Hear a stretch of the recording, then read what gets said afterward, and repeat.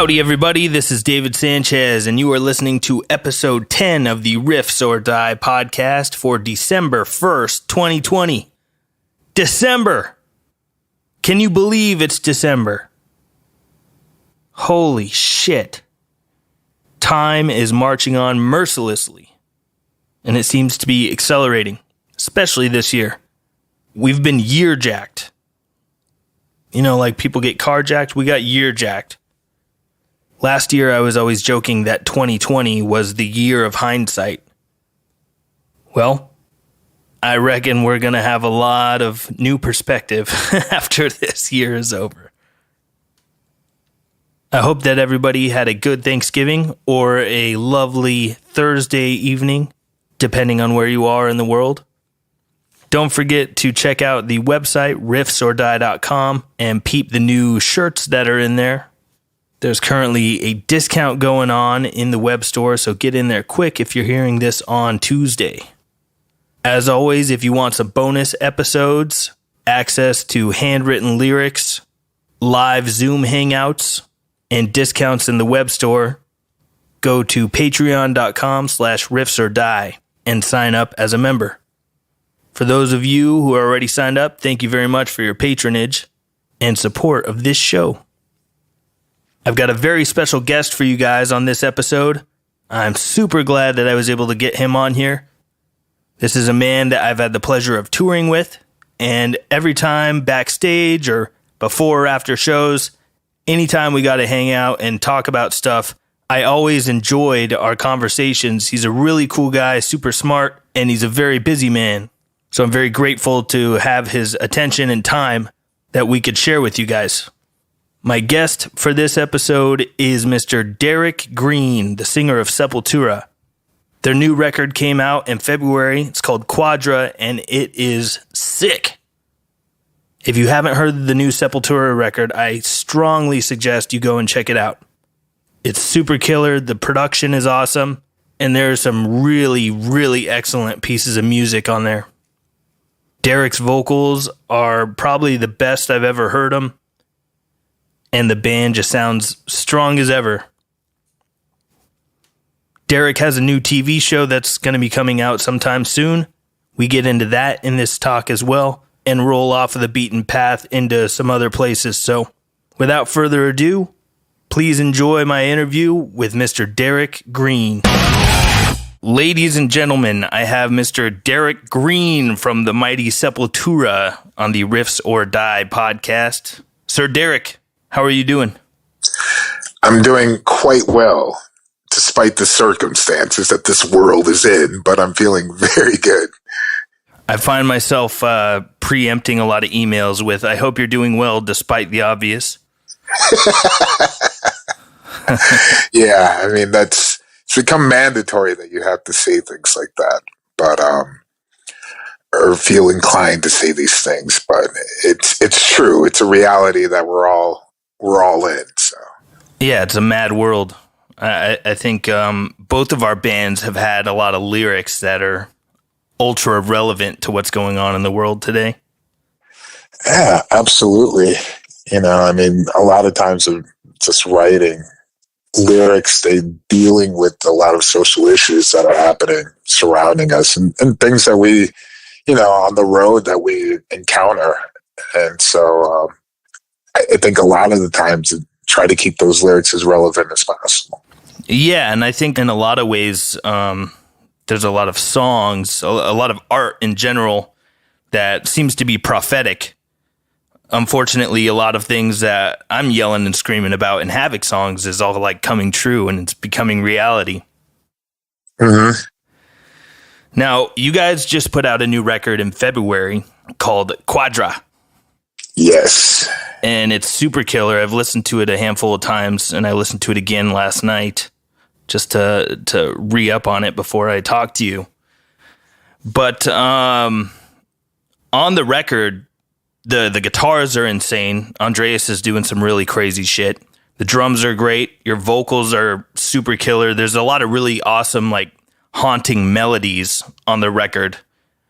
And I wanted to ask you about that, like some of your vocal influences. who are some people that you look up to as a vocalist? There's quite a few, actually. When it comes to different styles, there's a few that I've always liked. It's constantly changing depending on the mood that I'm in, but there's definitely like people like Mike Patton. Yes.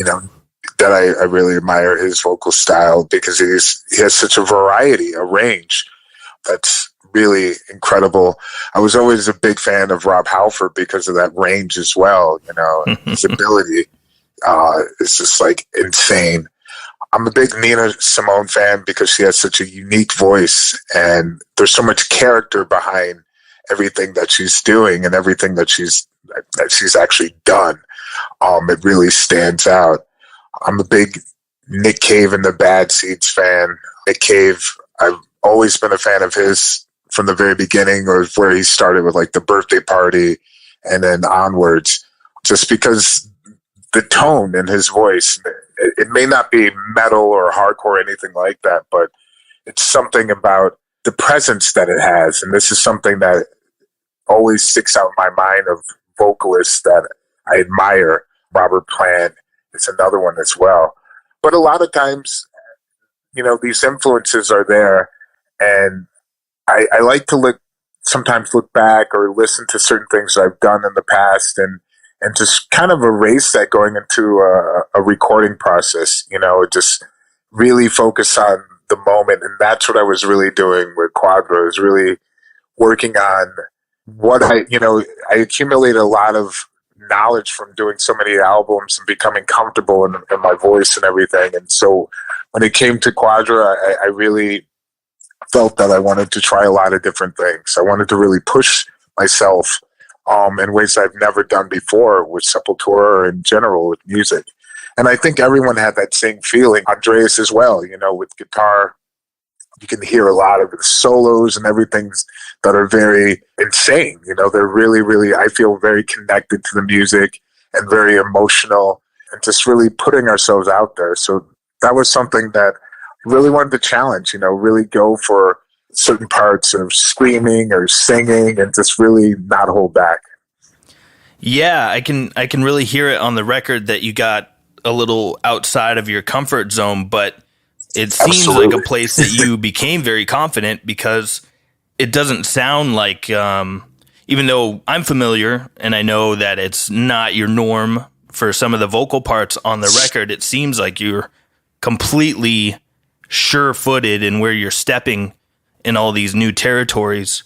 So you did a killer job with, thank you. Doing something that's outside of your norm.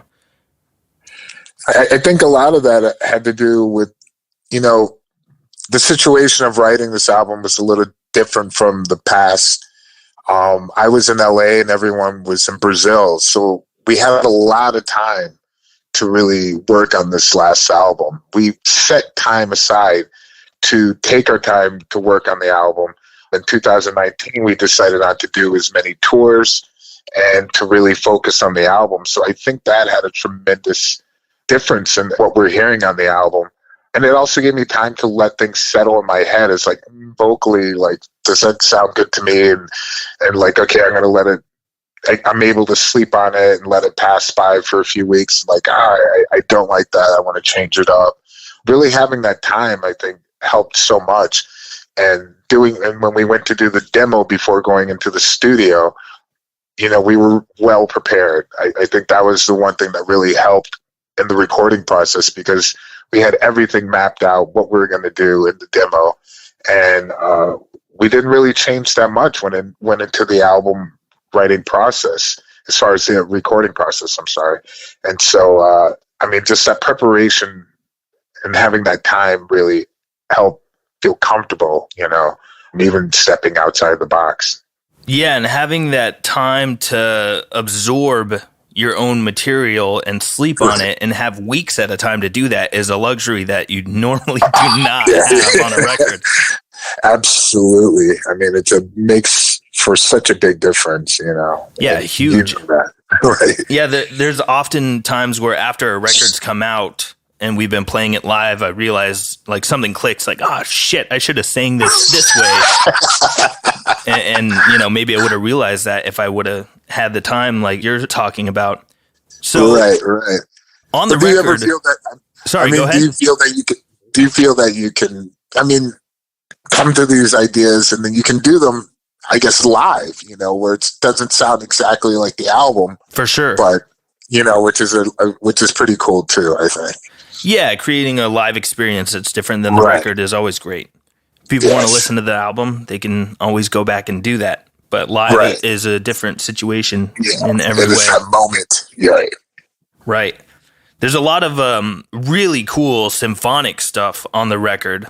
A lot of orchestral stuff and just other instruments that are not played by the four guys in the band. Did you guys have a lot of that stuff already done in the pre-production before you went into studio, or did a lot of that come after things were tracked? Okay. A lot of it came during and after. I mean, we had a lot of, like, we were working on the album in the studio in Sweden with Jens Bogren, and we had worked with him before on our previous album, Machine Messiah. And so we felt really comfortable with Jens, and he's always coming with great ideas as far as orchestra, choirs. We also have a friend in Brazil that worked with us on Machine Messiah, doing a lot of the keyboard sounds and crazy sounds that you're hearing. Zanuto is his last name, and he was able to really come along with us for many albums, actually, a few albums. Alex was another album that he did a lot of sounds and background sounds. And so a lot of this stuff happens while we're in the studio, and especially with Jens, like once he has the demo and we get to, like, we arrived in Sweden, we're working on the album, we're able to talk to him face to face, and he's able to give his opinions of what he feels should be on certain tracks and certain ideas that he has. He almost becomes a member of the band. And so what he was hearing was a lot of choirs and things in certain parts. And he had that connection in Sweden, being able to go to the church, a local church, knowing that there's a choir there, and giving him the ideas from the album to sing on. We had to really work all that out before he went to the actual choir. We had to come up with ideas that were the actual melody of what the choir would sing and actually what they would sing. Sure. Because we wanted them to sing in Latin because it sounded very powerful. So we had to look up certain terms that made sense with the lyrics and kind of do like a demo of that, of what the choir was to sing. And so I did that. Cool. With Jens, which was hysterical. I mean, I hope we have a recording of that. Just me doing that would be very funny to hear. And then he would take that idea and go to the choir where they could do it, you know, very well, you know, professionally and tune and everything.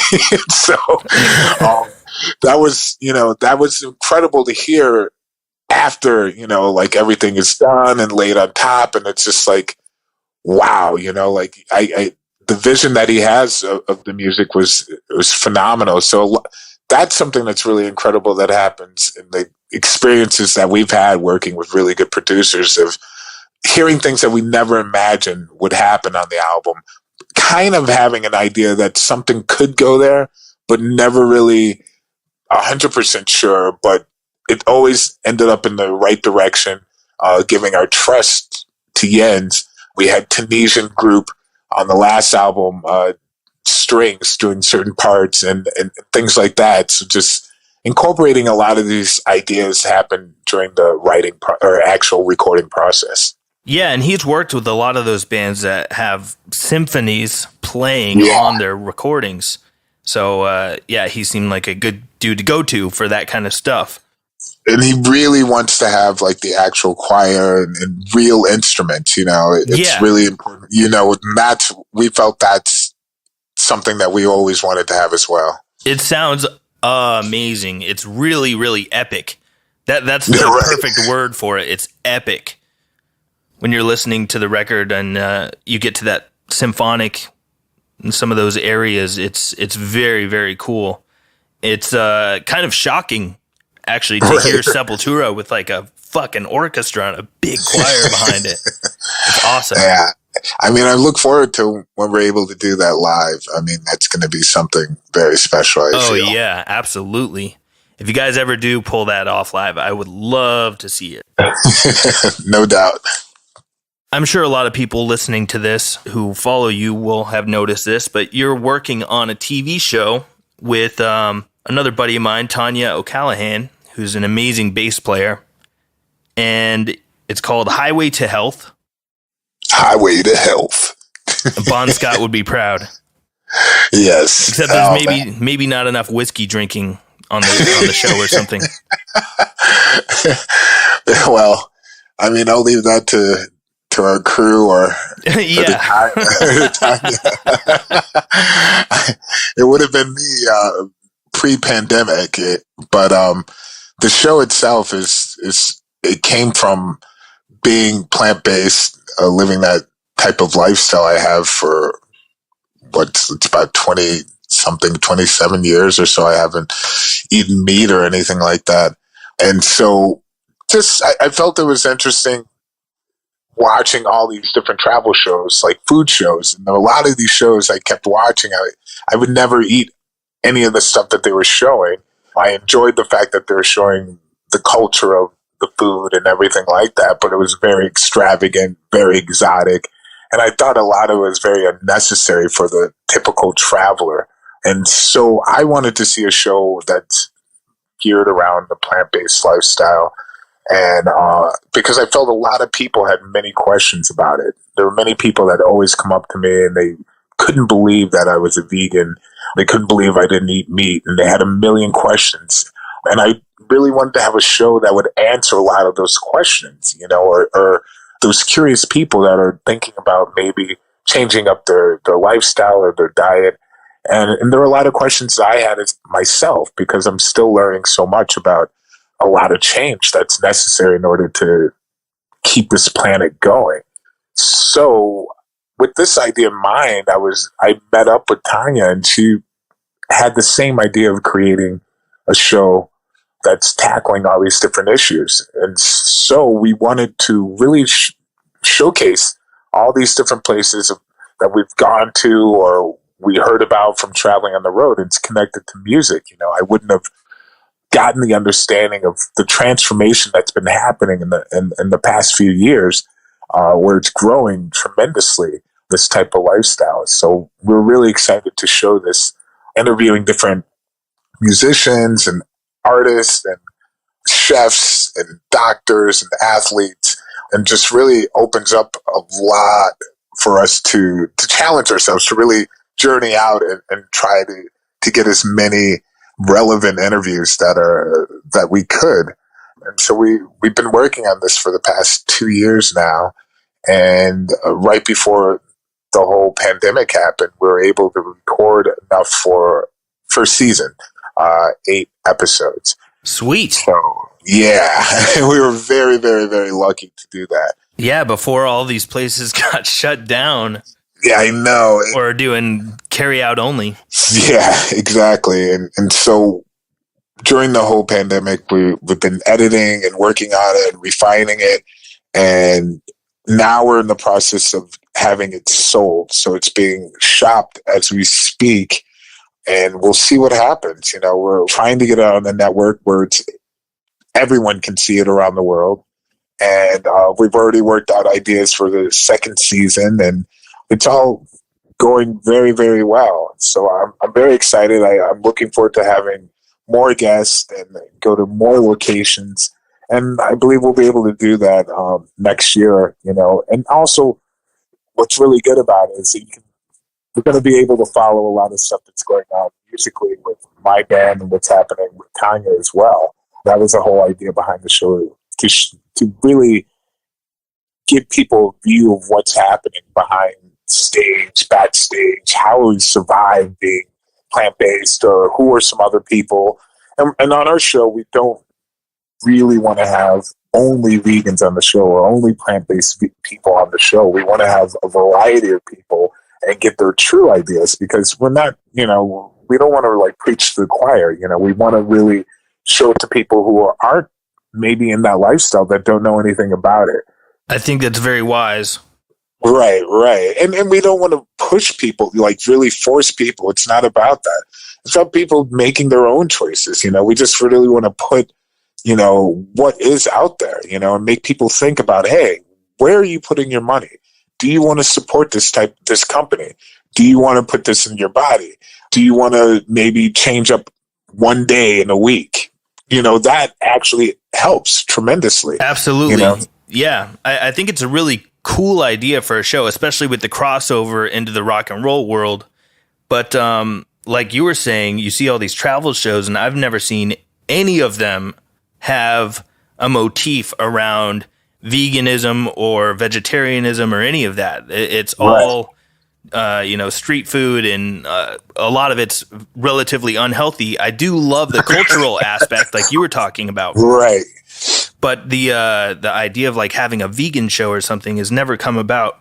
And something that I often think about when it comes to veganism, and a lot of vegans will make the argument, if everyone was vegan, we wouldn't have to have factory farming, and a lot of things could change. I think things could change if people just consumed less animal products. That would make a huge impact. Absolutely. Like if people ate vegan, even, meat eaters, if they ate vegan twice a week. Right. Like just 2 days a week, you go vegan, and boom, all of a sudden that's making a gigantic difference on the worldwide industry. I agree 100%. I mean, I think I think that's a great point. The fact that you're able to limit the amount, because it's a massive amount that's unnecessary. And a lot of it is coming from the West, this meat consumption. Yes. I think a lot of people don't really understand the ramifications of what that industry does. And plus, they don't understand how everything is processed. And that's something that those companies have kept from the public knowledge of knowing very well. They don't want people to know about that. That's why you don't hear about it. Right. It's because if people did know what was actually going behind what makes their typical just regular hamburger, they might think twice about buying that product. And these companies, they don't care about people. They don't care about animals. They don't care about the planet. They don't care about your health. It's like the last, and I guarantee a majority of those people that are working in these industries probably don't even eat any of this stuff that they're, serving out to millions and millions of people.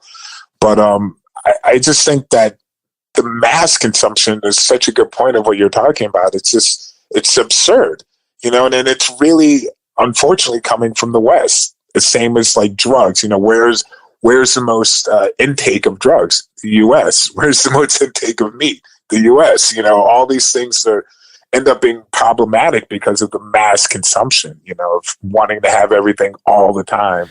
Right. And I think the real danger in that lies in the rest of the world kind of looks at the U.S. as the example of a standard to live by. So once countries that are up and coming like India and China and other places start catching up to us economically, they're going to start wanting to eat more and more like Americans. That's a good point that you're saying, because I've seen the spread of that throughout, the world in different places, as far as like McDonald's or these fast food places, Subway or Burger King, they're all over Brazil.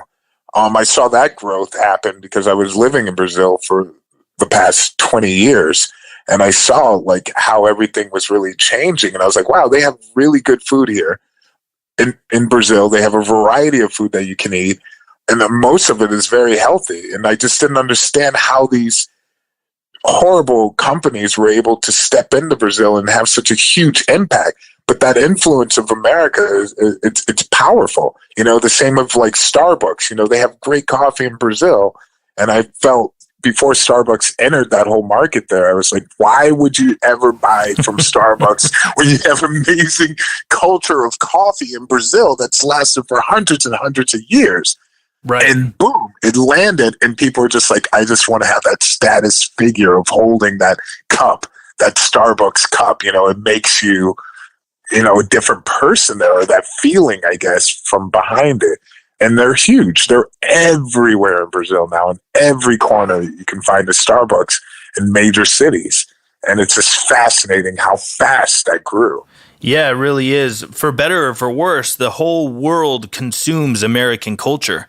This is where all the TV shows are made. This is where all the movies are made. And practically the entire world is subjected to American culture unless they're, way out in the boonies and, living in an igloo, hunting whales for blubber or something. but with the exception of very, small groups like that, any place that has televisions or movie theaters, they're consuming American culture. And that is where I think the possible big danger of all of this is then we might get some insane snowball effect globally. Right. I mean, it's pretty much already happened. I mean, it's happening. Sure. I mean, the one thing that's like really, I think it's fantastic that America does have, this great influence. I love, this country, and I love the fact that there's so many positive things that we do and can be doing much more to as an example. But it's scary how powerful, that media is, and as far as being able to manipulate a lot of different people into believing in certain ideas, especially with like food and that whole culture. It's a snowball effect, like you were saying, and it's been happening. And you can even notice that of this processed, really horrible food being distributed around the world. You can watch, like I've watched in Brazil, like people gaining like a lot of the problems that come from that, as far as like weight, hypertension, diabetes, from eating this really shitty food, processed food. And obviously America has had this problem, and it's been happening for the past 30, 40 years. And that decline has an impact on us now, especially with COVID, because all these people are susceptible to COVID more because they have a lot of these problems due to the lifestyle, due to what they're eating. Lack of nutrition. And for the past 30 years. So that is, of course, it's hitting America even harder than most places in the world, because we have like such a problem with obesity, 50% of the population overweight. It's just really ridiculous, but we also have people starving, on the street and homeless without food. Yeah, go figure that one out. So it's just it's really that, something that we should be really thinking about, as far as like, what are we presenting to the world? What is it that we're showing? And a lot of that has to do with personal intake, just kind of having an understanding of, like I was saying before, where you're putting your money. Like what type of things are you buying? How are you, there's so many different companies out there now, and there's so many different things that are happening, that there are companies that have your best interests, that are local. There's certain ways that you can spend your money and get products and certain things that you need that aren't destroying the planet, aren't destroying yourself, and aren't, killing your neighbor. Yeah, George Carlin had a great line way back in the day. He said, "Americans are fatally addicted to the slow death of fast food." Oh, yes. Oh, yeah. It's very, very true. Yeah, and, you were talking about how media is so capable of manipulating people. I can't help but think of that Jim Morrison quote where he said, "Who controls the media controls the mind." That phrase rings so true, especially in today's world. We're often misled by the people that are supposed to be giving us the facts and the truth about the world around us. But instead of news networks, for instance, giving us the news, we're basically subjected to opinion pieces about news. And there's so much confusion in the world because no one's giving it to us straight. They're giving us a slanted view, and everyone seems to have their agenda. Now, one thing that I really like about the idea of your show is it's a perspective that we're not hearing, like practically at all in mainstream media. Right. Be that on some sort of a television network or radio programs or anything like that. You tend to have to go to, quote, alternative media sources to find the kind of information that it sounds like you and Tanya are trying to get out. Right. And that's why, it's almost like a game in order to get into that type of realm of where you want your program or whatever it is that you're selling or you want to show to mass media. It's a game that you have to play to get in there a lot of times. You have to have certain things that they need. Right. We have, so then, we can play this type of game. I mean, of course, these big companies and everything that want to put these shows out, they want to have, celebrities and things like that. It's like, okay, we can compromise that. Of course, we're going to have celebrities, but we're going to have people that are interesting, people that we know, and not just some person just for value of just having them. It's like people that are doing incredible things, interesting people, and not necessarily only celebrities. We can do a mix. You have to find that balance in order to really get it out to as many people as possible. I think we were able to capture that with the show. Tanya being from Ireland, I'm coming from Cleveland. She's coming from a very small village in Ireland. It's just like the dynamics are really good. And I think it'll be appealing to a lot of different people out there. In the trailer, I saw that you guys had Kevin Smith on there. That's pretty huge. Yeah. I mean, Kevin is a director that I really admire. And just hearing his story about transforming his life to a plant-based lifestyle, because he almost died on stage from a heart attack. And the influence that his daughter had, and just hearing that whole story, I thought that would be really interesting for a lot of people to hear because, he never thought about being, a vegan ever in his life. He's not that quote-unquote type of person, but anybody can really do these changes. And that's what I really thought was interesting to have him on the program, to really show how you can change things in your life, that are for the better. And it doesn't have to go to the point where you're having a heart attack to make that decision. You can do it before then. For sure. And one thing that I've found is typically vegan restaurants or vegetarian vegan restaurants, they have to be good to stick around. If they're not good, nobody's going to be showing up other than absolutely solely vegan or vegetarian people. That's the big game changer that's been happening is the actual taste has been changing throughout the years where this type of plant-based food the taste is becoming better. People are getting more involved in creating better recipes and things that are appealing to people who aren't vegan. That's what I find fascinating because most of the clientele that are going to these vegan restaurants aren't even vegan. That's what you guys want, though. I mean, that's right. What the world kind of needs. I'm shocked that there's still, in this day, there's not a fast food place that's like vegetarian everything. I think that would do really well if there was some place that sold organic vegetarian food and had a drive-through. It doesn't exist. Right. Where is this business? Well, it's kind of here. I mean, in LA and I've seen in Australia, like fast food, like Veggie Grill is probably one of the biggest places out here in California. Yeah, Veggie Grill is great. And they're spreading, I think their menu is getting better and better. They're learning a lot. And it's really appealing to a lot of people who aren't vegans. There's Lord of the Flies in Australia. It's a place. Great name. Yeah, I know. It's fantastic. Lord of the Fries, I think it's called. and it's a place that people had gone there and they're like, I didn't realize this was vegan. You hear people saying stuff like that, and it's like an entirely vegan menu. So I think they are on the rise. These type of places are going to be bigger and bigger, and I'm looking forward to it. That's good. I think that would save a lot of money in the long run in the healthcare department because yeah. your food that you're putting into your body is basically medicine.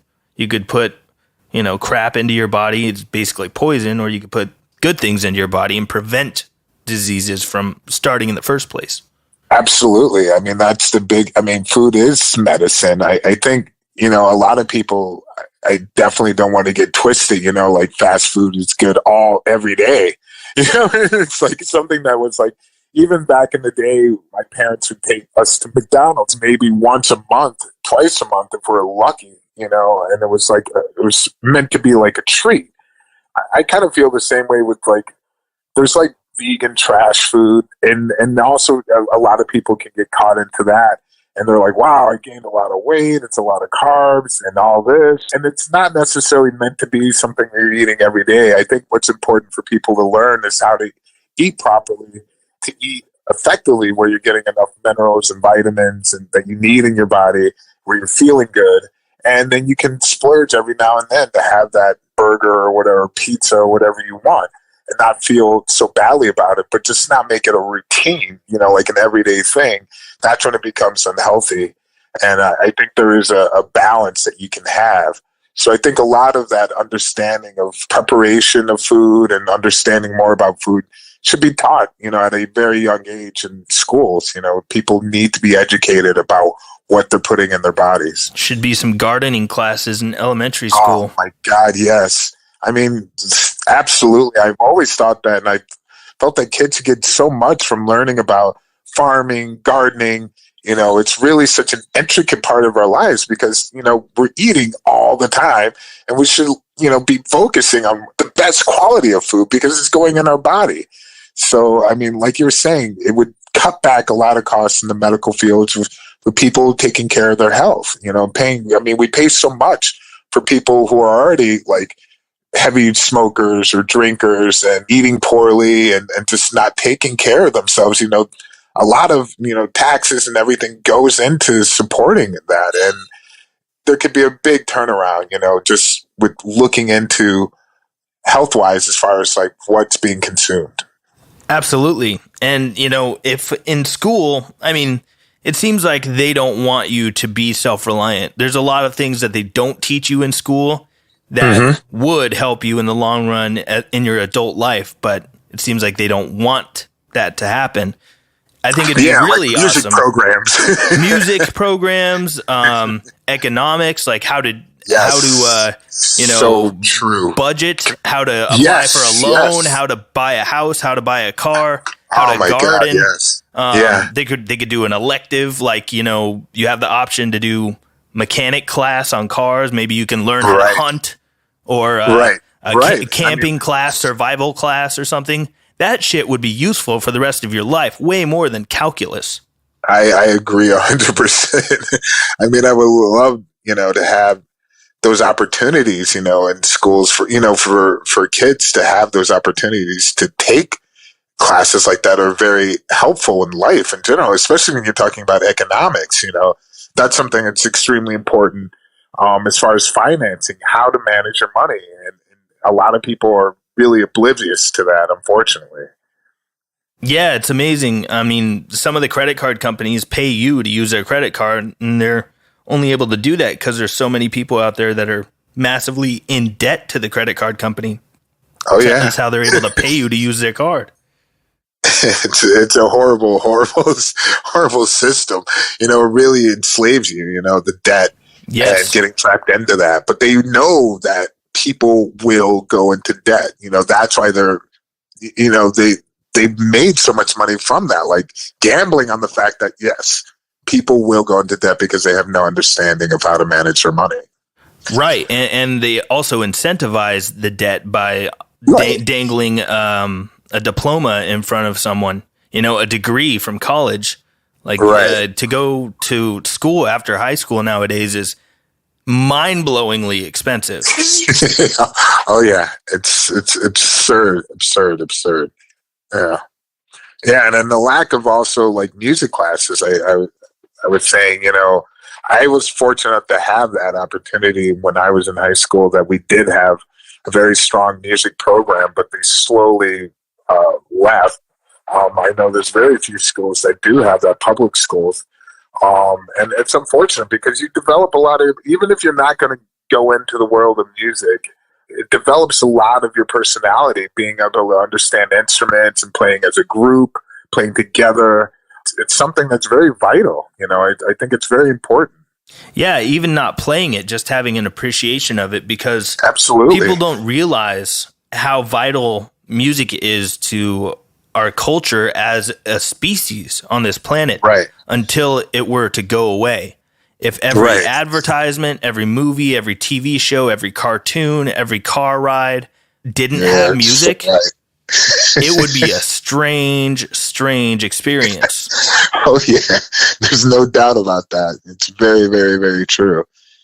So, and I mean, those programs, and also we could throw in, certain art initiatives and classes, should always be taught, because again, without that, it would be a very strange world without people being creative and stepping outside the box and coming up with ideas for all these different things that we see around us that we take for granted. Yeah, I mean, we need art. I firmly believe that art can change the world. Yeah, it's always has been. It's been moving the world. It's something that's been from the very beginning of time, with the humankind, that art has just been such an intricate part of evolution of this species, of human species. Absolutely. Even, down to like buildings that we have in these downtowns, and we don't look at them as pieces of art, but there is a marriage when an architect is designing a building, and engineering that whole structure. It's a marriage of science and art. There's a lot of mathematics that goes into it, but there's art into it as well. Otherwise, every building would just be a perfect square and we wouldn't care. Right. Yeah, no, you're absolutely right. I mean, my sister is an artist and she is a professor at MIT. Oh, holy shit. Wow. So they like opened up like a whole program, for her to help the students understand the art aspect of connecting with people and that influence of really getting them outside of their box, because they're so subjected to create this, and they need this flow, this energy, this influence from art and a creative mind in order to build upon. And so it's important for those students. A lot of them they're so young, they're genius students, and they're getting approached by major companies while they're in school to create certain things for these companies besides their schoolwork, and they're promised jobs after they get out and things like that. But they don't socialize. They don't have time to socialize interact and real life things, so they've grown to a way of being out of touch with the reality of socializing. And so then she's really trying to bridge that gap, so they have this social ability and artistic ability of understanding of what's happening around them, while at the same time they're able to create certain buildings for people. A person would need this in a building in order to feel comfortable. A person would need this in a car design in order to feel comfortable. You have to have an understanding of humanity. And a lot of these people, these kids are, they're just so, locked into their work, and they never get to witness or have that connection with interaction with other people like you and I do when we're on stage and after a show and traveling. Right. For them, that's just like unheard of. It's like unbelievable, to have that connection. Well, yeah, MIT is a crazy school. It's really hard to get into. I think it's the hardest school in the country to get into. It's really fascinating. I had time to visit her there, and I've done some talks with her for one of her classes. They were absolutely interested in what's going on with the show and creating the show. They were interested in how a band is able to survive, during this COVID. So I was explaining all these different things of our Sepultura, which we've been doing since lockdown. And having certain guests on and jamming and having a Q&A and just coming up with ideas. It's a fascinating school, and it's unbelievable the resources that they have there, because it's unlimited resources. It's a private school that's just got there's no limit to the money or projects they can do. So it's cutting edge, and there's still, for them, there's a lot to be learned about typical everyday life of just people who are living their lives. They need to consistently be in touch with that. Yeah, and it sounds like what your sister's doing is a very beautiful service to the world, because these people are going to wind up being engineers and things like that. And if they have some sort of a better understanding of an artistic vision to go along with their super smarts, right, that will make the world a much more beautiful place. Yeah, absolutely. That's exactly it. Yeah, that marriage of art and technology is such a wonderful thing when it happens. Oh, yeah, absolutely. And it's incredible, that the things that can come out from that connection. One of the first things that comes to mind when we're talking about a marriage of art and innovation technology is the Golden Gate Bridge. Oh, yeah. That bridge is very iconic and beautiful to look at, but it's also the only bridge, I think, in that whole San Francisco Bay that has never collapsed when an earthquake hit. Right, right. It's designed incredibly well, and it's nice to look at. It's beautiful. Yeah, it's just like magnificent. I mean, another good example of that is the Taj Mahal. It's one of the most beautiful buildings I've ever seen in my entire life. And the creation of that, that around surrounding the Taj Mahal, it's just like sinking swamp, kind of. It's really, really unbelievable how this structure is able to stand the test of time in perfect position. And it hasn't sunk because there were people thinking about it. The engineers knew about a wood back then that they used as pillars underneath the Taj Mahal. And these wood pillars, this specific type of wood, over time with water, it gets harder. It becomes, stronger and stronger. Yeah. More water. So they were like, we need to design this with this type of wood because it will never sink. I mean, they thought of all these different aspects, but yet keeping all the beauty surrounding it. And it's just that innovation. It's just something it's standing the test of time. It looks like it did, I guess, when they first built it, because it's glowing, vision when you see it. It's just unbelievable, like how well it's preserved. That's super cool. I've never been to India. I've been a lot of places. I think I've been to like 70 countries, but India is not one of them. Yeah, that will definitely, that was the only place I went to that I was like culture shocked. Like I felt like, holy shit, this is really happening, and I was very excited about going there, and I had read about it and I was really into it. But until I got off that plane, I didn't know what the hell I was thinking. It was just like, wow. But I loved, and I say that in a shocking way, because I loved it, but it was just far from what I imagined in my mind. And from reading things, I was like, oh my God. Yeah, I've heard some stories. Yeah, but it's intense. Yeah, just people on people on people. Oh, yeah. And you guys have been all over the world, much more than I have. You've been in Sepultura since 97, is that right? Yeah. 97, 98, around that time. Wow. That's when I fully joined. I did the audition in 97, and in 98, I joined the band. Wild, man. You've been in the band for a long time. Yeah. Now, not necessarily to play, but just a cool place to go. Where would you say is your number one? Okay. For me, India, just because every day I just couldn't get my head around what was going on, because it was so out of my realm of being. It was the coolest because it was just so fascinating. Every aspect of it, from sounds, colors, smells, everything was just so intense. So for me, I think that was, a feeling like, oh my God, any second I could die here. It's just like so much going on. And it felt, it made life, not mundane or boring in any way. It was just like, oh my God, survival. Yeah. Just survive here. Yeah. there's a billion people trying, the same thing. It was intense. So I would say there, I'm a big fan of New Zealand and the Maori culture. The Maori people there are just always fascinating to me, their survival. South Africa, I always felt was like mind-blowing and such a wonderful experience of mix of different cultures and people there. I mean, there's still places that I really want to go. I mean, I've never been to Hong Kong. Oh, really? Major city, but I've been to China, which is another place I'd love to go back. Mongolia, it was kind of insane. But, places that that get me out of my comfort zone. I'm really into that.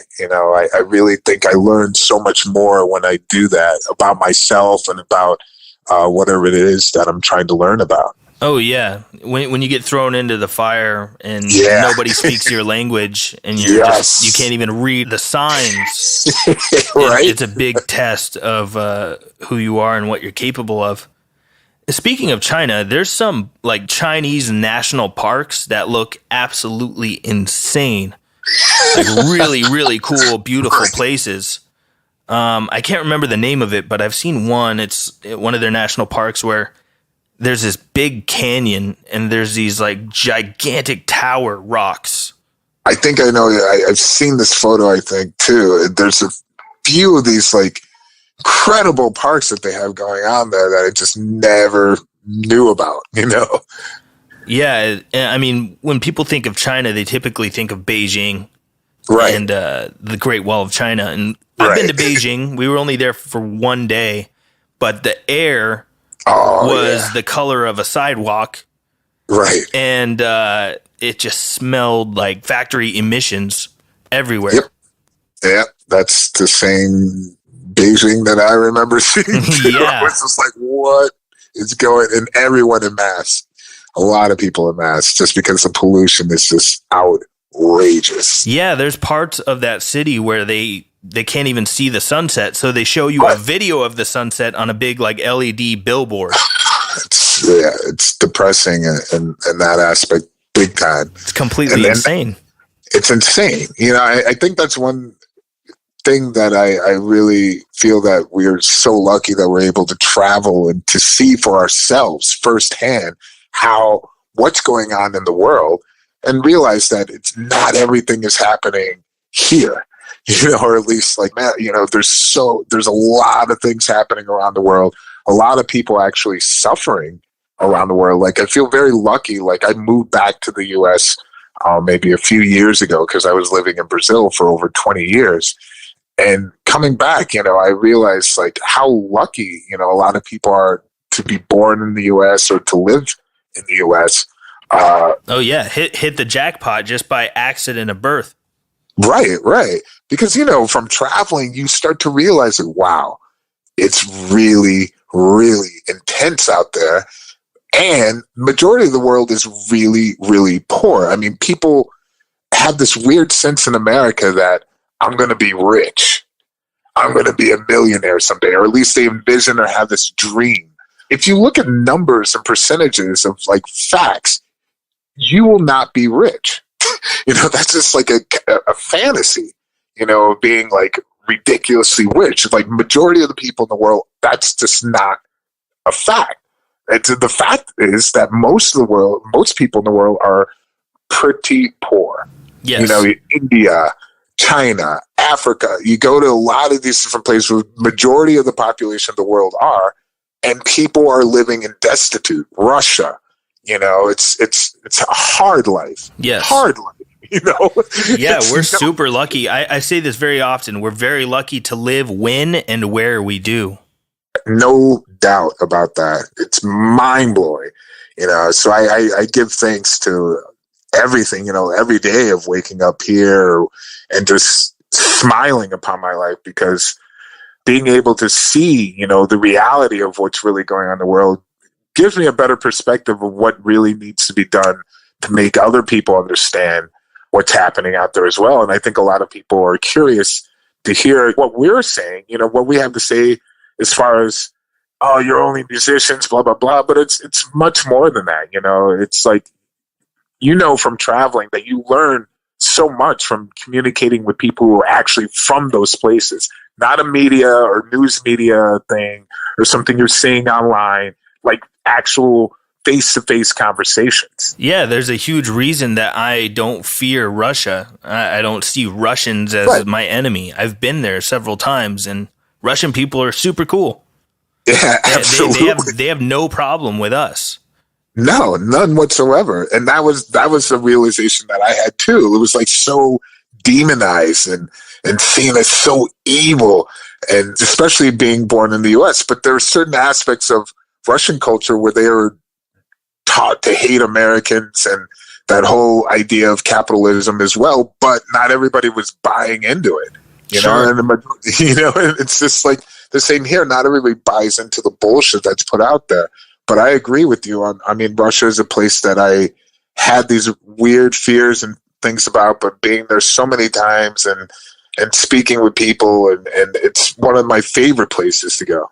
Yeah, it's super cool. People are way laid back. They're very truthful. The stereotype is real. They do like to drink. Yes. But things are nice and cheap there. And, I guess it's no different than here in my own country. Like, there's a big difference between the country's government and the country's citizens.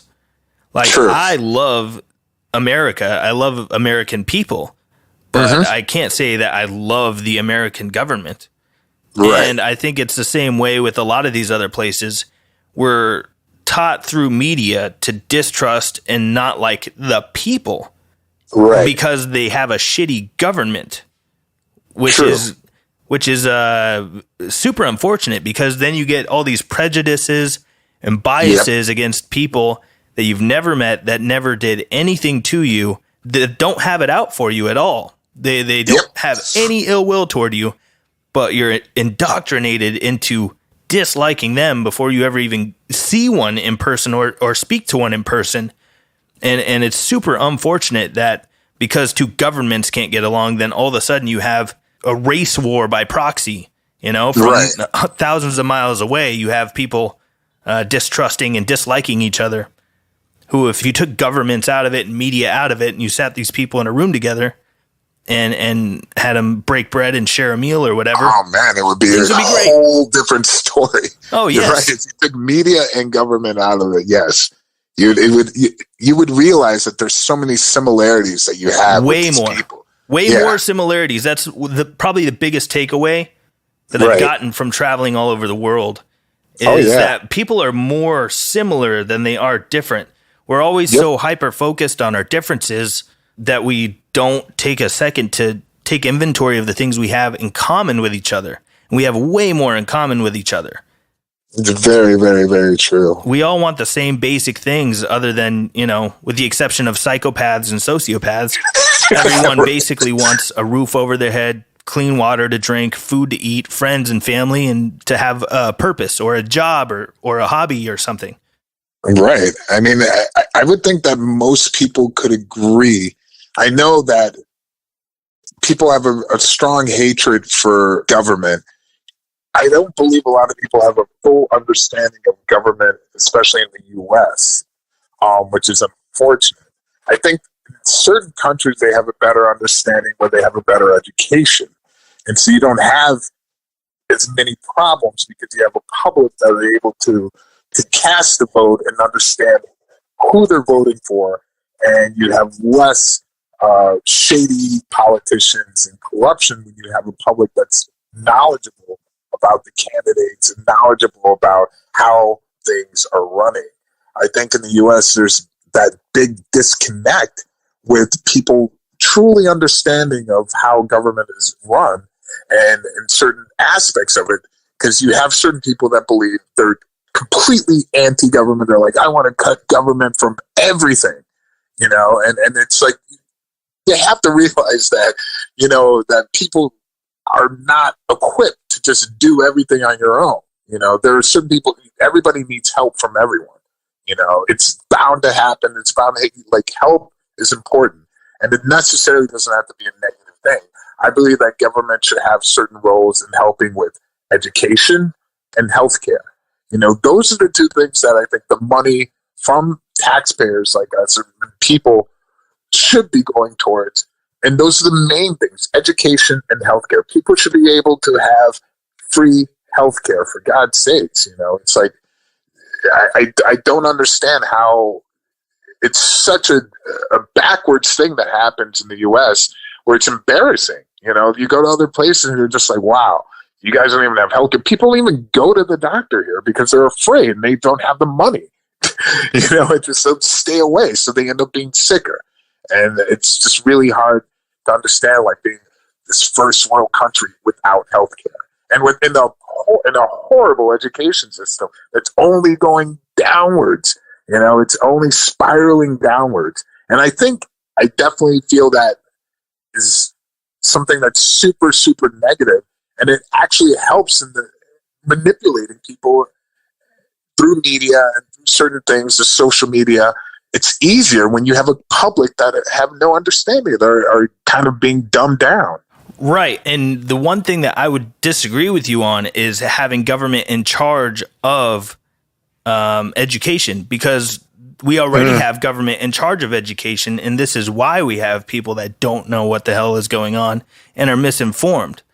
The Department of Education dictating to public schools what they're allowed to teach makes it to where the curriculum is only government-sanctioned materials.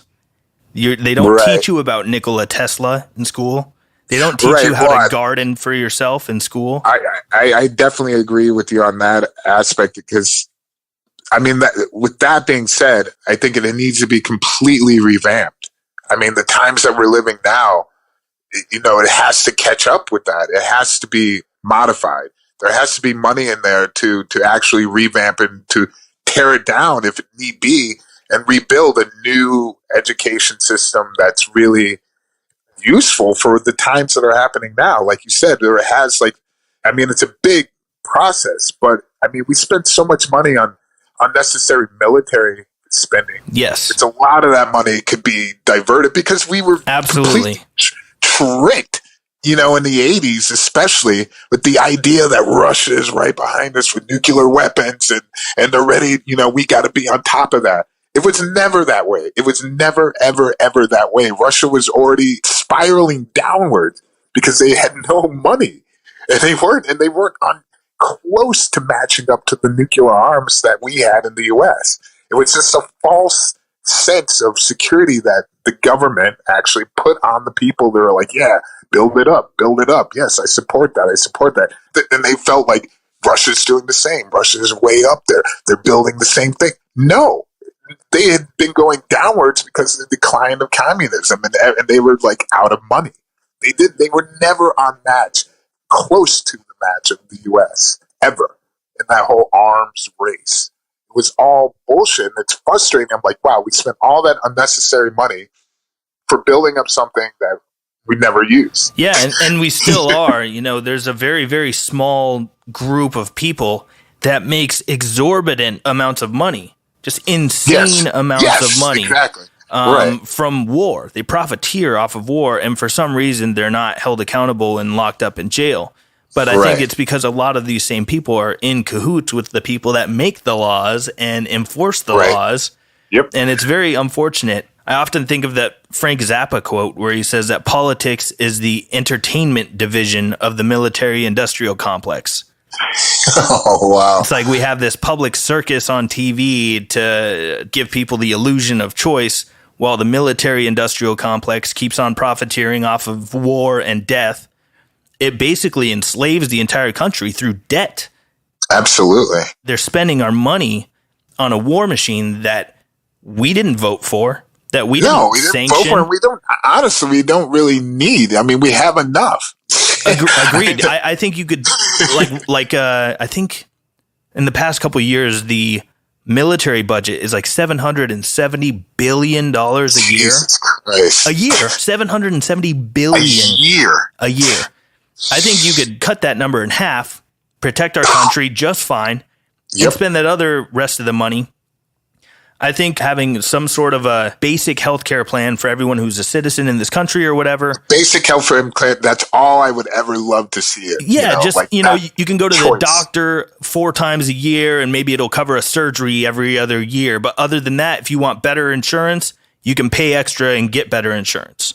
Sure, but I think we could easily save some of the money we're wasting on the war machine and throw it into healthcare for us. We could easily afford it with the tax dollars that they extort from the American public. Right. And like I was saying before, if the American public are educated enough, then you don't have to vote for those people who are totally supporting this type of spending or this ideology.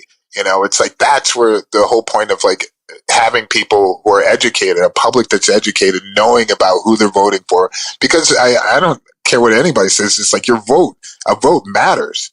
You know, it does matter. I mean, it's very evident that it does matter. If you look at our last election, it was crazy, you know, with like voting. Like a lot of times people were always saying like, my vote's not going to matter. No, it does matter. It matters who we are voting for, because those people are actually putting into play these certain horrible ideas or policies.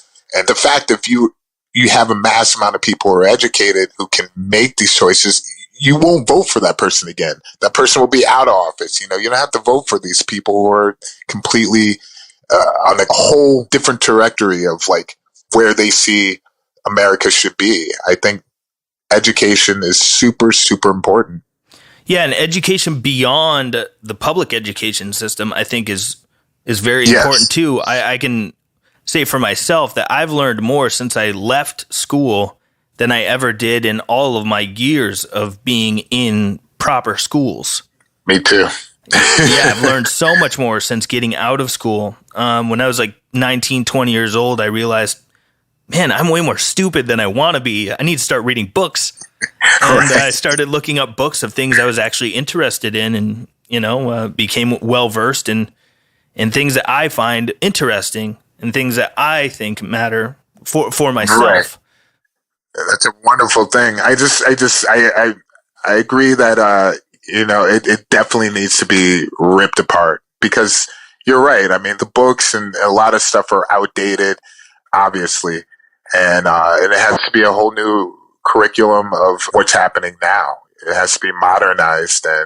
And I think it's important to have, you know, you have that option. But I just think basic public schools should need a whole reforming. And I think that, you know, there'll always be private schools where you can have your kids go to those as well. Absolutely. Yeah, we need to get rid of some of the, speaking of some of the old ideas, we need to get rid of some of the dinosaurs that are in Congress. Yes. I can't believe that there's no term limits for these people who commit treason for decades at a time and they just stay in office and people keep voting them in. We need to vote these people keep out. Voting them in, right? Yeah. They're so their feet are so deep rooted in corruption. And I don't know how they stay in office. It's mind-blowing to me. Do you think the collaboration of these political people and private companies is too close? Absolutely. I mean, I used to think that this large-scale corruption was hard to wrap my mind around, and it clicked a handful of years ago that really we were talking about like the war machine. It's fairly easy to wrap my head around today. It's the tank company comes up to politician X and they say, hey, if you sign off on this war, we'll cut you in on some of the profits and we'll make you a millionaire tomorrow. They're like, all right, well, cool. Here's my John Hancock. See you later. Yep. Yeah, they're bought and sold so easily. And they swear an oath when they take office to uphold the Constitution and protect this country from enemies, foreign and domestic. And they have become the enemies of progress and the enemies of the people. They deserve, I think that the majority of people that serve in Congress deserve to be held on trial for treason against this country. Right. I'm not holding my breath for that to happen, but that's my genuine feeling. I really think that they should get their feet put to the fire.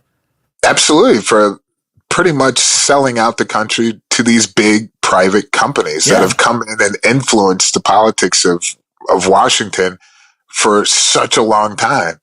I think that they should be completely eliminated from anything having to do with politics. I mean, those private companies should be eliminated from having anything to do with politics, and anyone involved in that should be in jail for treason. But taking money or taking whatever. Like, okay, you get elected, then I'll come back. All of that. It's definitely treason because, and I just don't understand. I think they've corrupted. These private companies have so much more money than the actual government itself, the U.S. government, and they're making money. The government and the United States is in debt. It's insane how much power that these companies have. They're multinational, and these corporations that they're multinational. Exactly. Yeah, the huge corporations. They're multinational, and they're practically outside of the jurisdiction of governments because if they can't do something legally here in the U.S., they'll go do it somewhere else in another country where it's acceptable. Right. And with a lot of these companies, when they get fined for doing something that they're not supposed to do, that's just the cost of doing business for them. They'll just pay the fine and keep doing it. They're prepared. They have that as set aside. Like, absolutely. Okay, probably have to. So the lesson is buy local. Yes. Support the mom and pop shops and the local restaurants that are not chains. I hear that, man. That's what I always try to push is the local.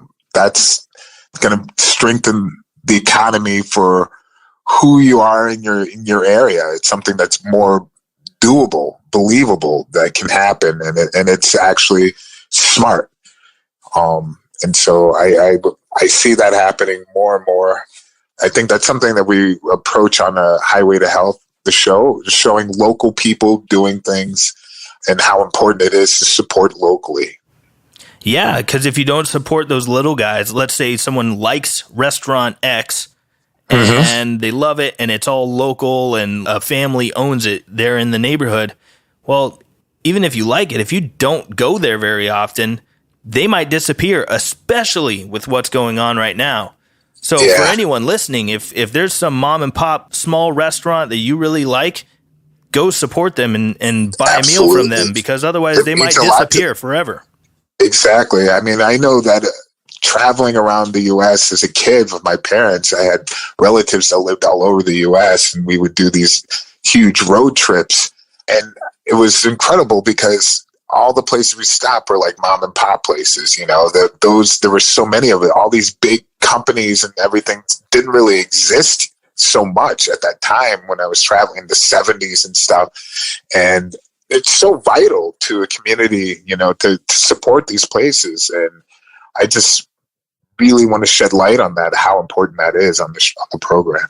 Yeah, that's beautiful. And it's important for the small business, but if you like the place, it's important for yourself also, just selfishly. If you want it to stick around, you got to go and drop $10 and buy lunch there sometime. Oh, right. I mean, it all comes around, like that local, spending money locally, the money comes back around. You can help support each other within that community. And that community is what's really missing a lot of times, when you have these big corporate things, that are just out there. They don't care about community. They don't care about the people that are around there. It's just about only money. Absolutely. We could wrap this up here in a second, but it's been really nice to catch up with you. I really loved touring with you guys back in 2012, and I'm glad that we can catch up here. Amazing, man. I can't wait to get back on the road. I mean, what do you think is going to happen? What do you think next year will look like as far as touring and the music scene? Because it hasn't been talked a lot in the media at all. Yeah. Man, I'm hearing so many different things. I don't know what to believe, and I'm not holding my breath for any of them to come true, because if I've learned anything from this year, it's to expect the unexpected and don't make any plans. It's so true. I'm hoping that with Havoc that we can do some other recordings or something, maybe go track some more stuff before things open back up, but we'll see what happens. We have some festivals booked for next summer in Europe. Fingers crossed those will go through and we'll be touring out there, but like I said, I'm not holding my breath for any of it, because this year has been a very good lesson teacher. Yeah, there's no doubt about that. And yeah, we're pretty much in the same boat. There's some stuff for next year, and we'll see how that goes. Yeah, anything can happen. yeah, this year has proven that anything could happen. Well, before we jump off of here, I did want to ask you two things. Okay. First, is there any food that you would break vegan for? Any food that I would break vegan for that I used to eat. God, I was 15 years old. I haven't had people always ask me, like, do you have a craving for something that you missed? And I was 15 years old when I stopped eating meat. Way ahead of the curve, way before it was trendy to be vegan. Let it be known on the record, Derrick Green is an OG vegan. OG, started off vegetarian, no meat.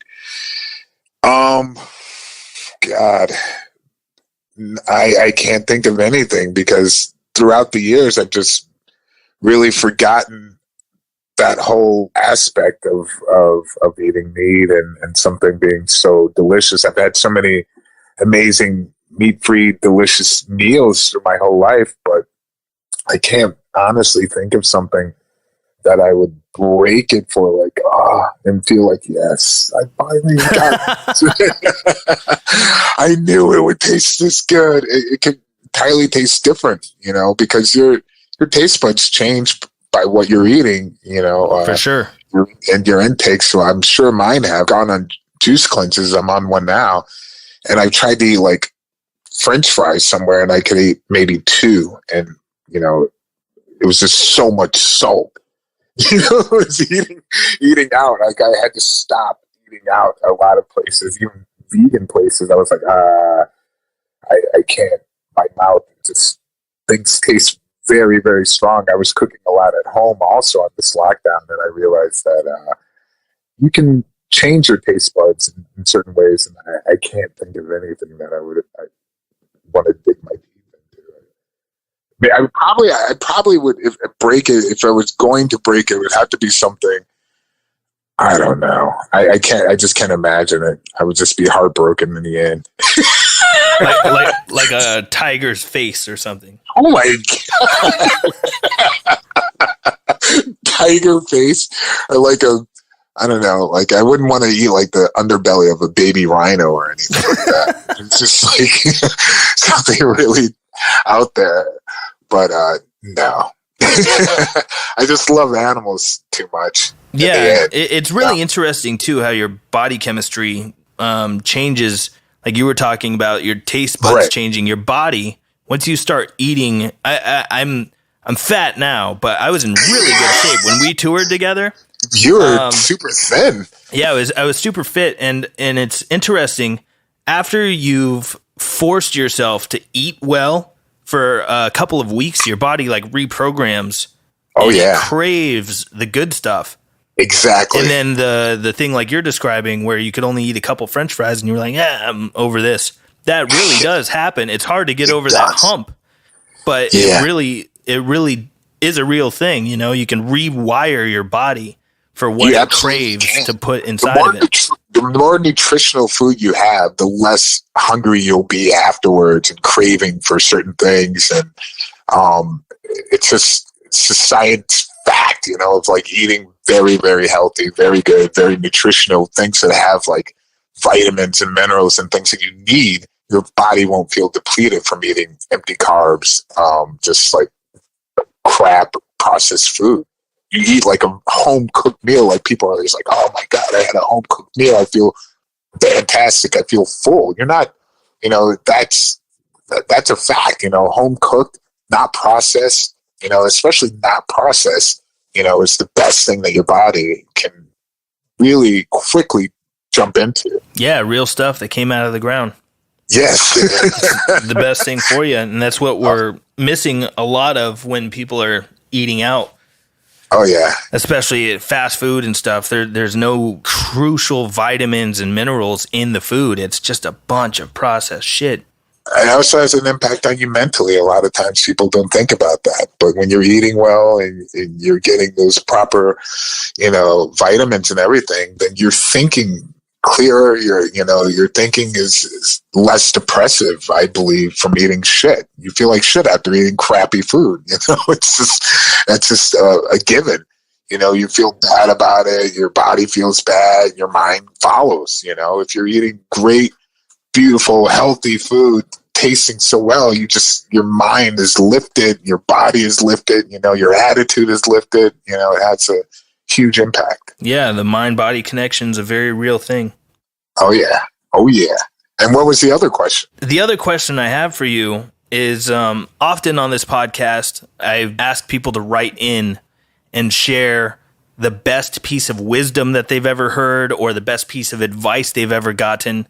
Like if there was a time capsule that we could put Derrick Green's advice to future generations of humans, what would you want to tell people?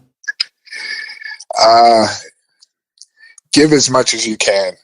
I think it's important for people to really give, instead of always consuming and taking. I think it's important for people to learn that at a very young age, the importance of empathy and being able to give to people, positive things, whatever it may be, throughout your day. It's important that people understand and learn more about this, because a lot of times people are consistently trapped in this kind of ego of this like me type of world that we live in, and just focused on ourselves. But I think it's really important that people really appreciate and learn the aspect of giving, because it always comes back around.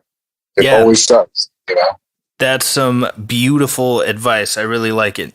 Big ego equals a big fall. Yeah. No doubt. Hell yeah, dude. Well, thanks a lot for taking such a big chunk of time out of your day. It's a pleasure, man. Absolutely. Yeah, we'll have to keep in touch more often. I always really loved talking to you on the road. Yeah, man. Really good combos. Can't wait to do it again, Thanks for having me on. Yeah, my pleasure, dude. All right, you take care, my friend. You too, brother. Thank you very much for doing this, Derrick. I really appreciate it, man. Very nice to catch up with you. For sure, man. Take care. There you have it, folks. Thanks a lot for listening. If you've gotten this far into the interview, you are a champion of the universe. Thanks for your support and for your ears and attention. Go check out the new Sepultura record called Quadra, and keep an eye out for Derrick and Tanya's Highway to Health show. On another note, the new Special record is coming out on Friday, December 4th. I mixed the entire thing. Make sure you go and pre-save that on Spotify, pick it up online. It's a super killer record, and I think you're going to enjoy it. The Black Friday sale on riffsordie.com is being extended, so if you're hearing this right now, get over to the web store and pick up some merch while you still have a chance to get a fat discount. As always, if you want to support the show further, go to patreon.com/riffsordie. Thank you very much for tuning in. I will talk to y'all sometime next week. Take care, everybody.